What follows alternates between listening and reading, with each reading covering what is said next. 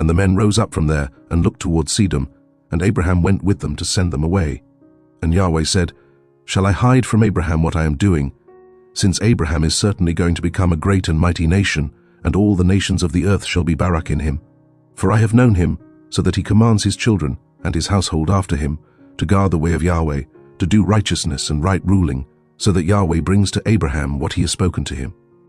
And Yahweh said, Because the outcry against Sedom and Gomorrah is great, and because their sin is very heavy, I am going down now to see whether have done altogether according to the outcry against it that has come to me, and if not, I know.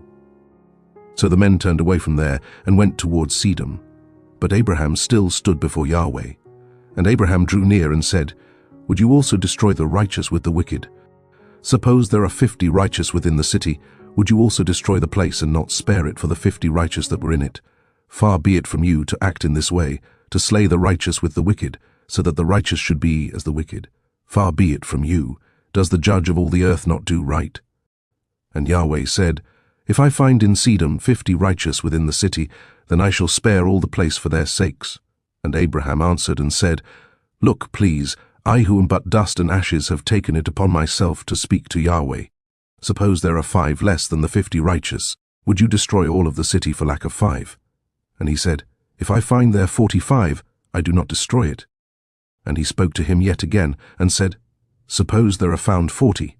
And he said, I would not do it for the sake of 40.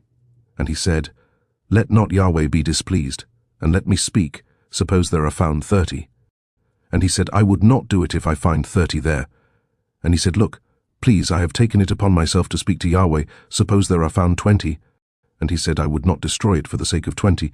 And he said, Let not Yahweh be displeased, and let me speak only this time, suppose there are found 10. And he said, I would not destroy it for the sake of 10. Then Yahweh went away as soon as he had ended speaking to Abraham, and Abraham returned to his place.